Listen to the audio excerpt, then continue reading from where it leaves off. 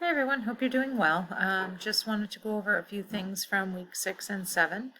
So this past week we looked at developing strategic alternatives, kind of getting a feel for, okay, now we've done all of this analysis of the background, environments, all of those types of things. Now moving into actually determining what our alternatives are for moving forward into strategy. So hopefully you found that helpful. Hopefully you enjoyed the case study. I used to do a kind of a big to-do with this case study. We had a big live session, and I found that it just seemed that if you had time to work on it individually or as a group, I think you learn a little more than if everyone's just in a classroom talking about it. So that I hopefully you enjoyed that. It's kind of in depth, I know, but can really give some good thoughts on what types of things you need to understand as an administrator to make those types of decisions on behalf of your organization. So this week we are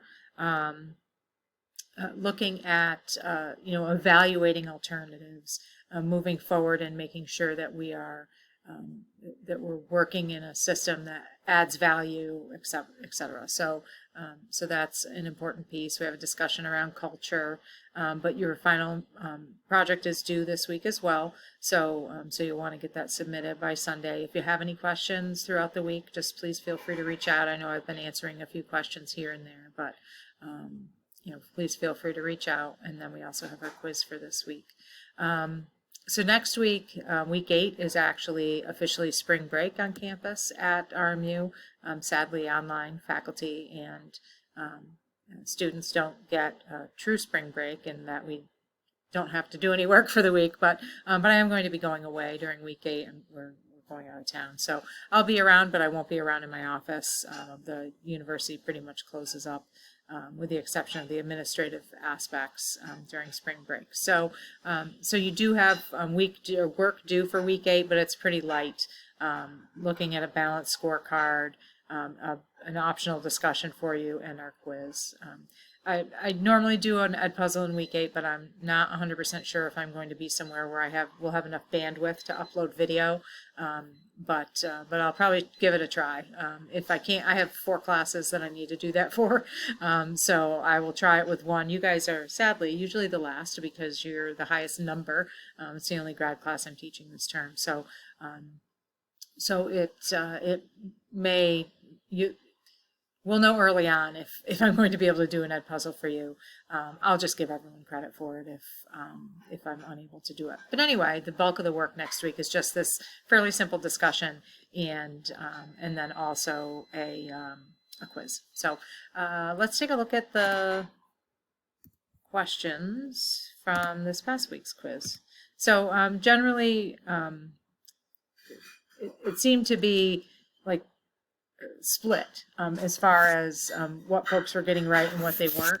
So I chose a few to review, and generally people did well in the quiz. But if there are questions, because I don't think everyone got all the questions, that they're set up as a pool. So if there are questions here that you don't understand the answer, and we're not from the quiz, and you don't understand the answer, but we have not gone over it in this presentation, please feel free to reach out. You should be able to go in, once everyone's taken the quiz, you should be able to go in and look at your quiz questions, your answer and the correct answer. But if you can't see that for some reason, let me know. I'll make sure that's set up properly. It should be.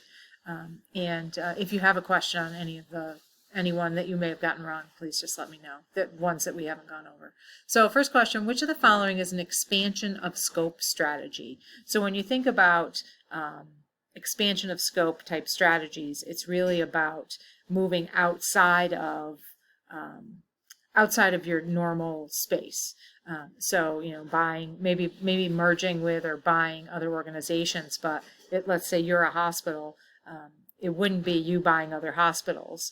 That's not really an expansion of your scope, because you're already doing, it may be an expansion of your service area, but it's not an expansion of your scope because it's an area that you're already working in. So when we talk about vertical development or vertical integration, that's kind of up and down the supply chain. So it would be maybe a hospital buying a long-term care facility, a hospital buying a DME durable medical equipment supplier, a hospital buying physician practices. So that would be vertical development, moving up and down. And I'm talking with my hands and you can't see me, so it's kind of a moot point. But let's see if I can make this work. It would be like this.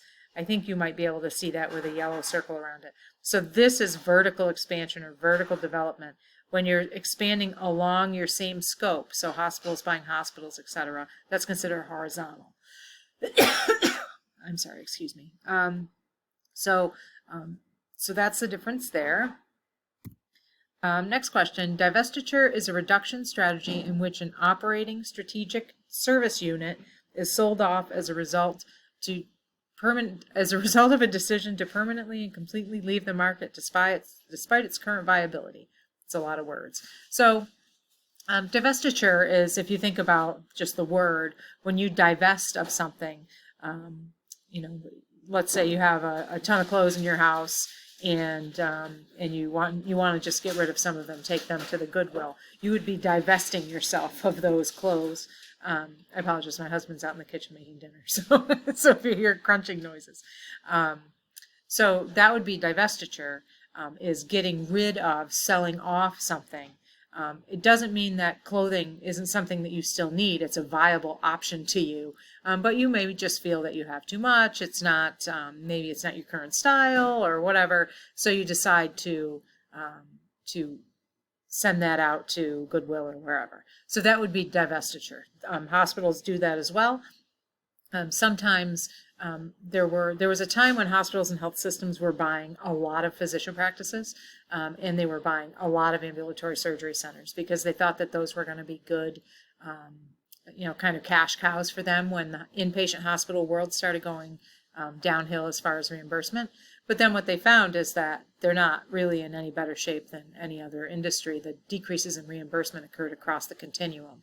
So a lot of places are now divesting themselves of some of those things, selling them off to another health system, selling them off to a larger, maybe group of AMSurg centers or group of skilled nursing facilities, et cetera. So sometimes we just need to do that divestiture to remain cohesive as an organization if it doesn't fit within our current service unit.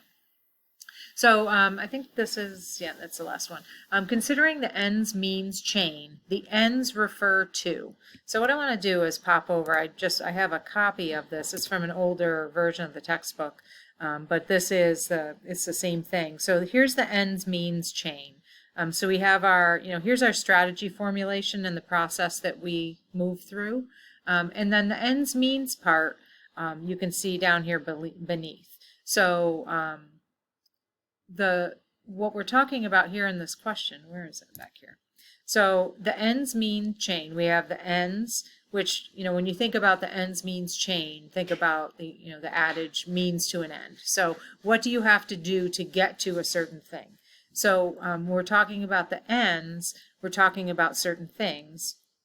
The one that is our correct answer is this mission, vision, values, and strategic goals. So let me flip back over here to my thing here.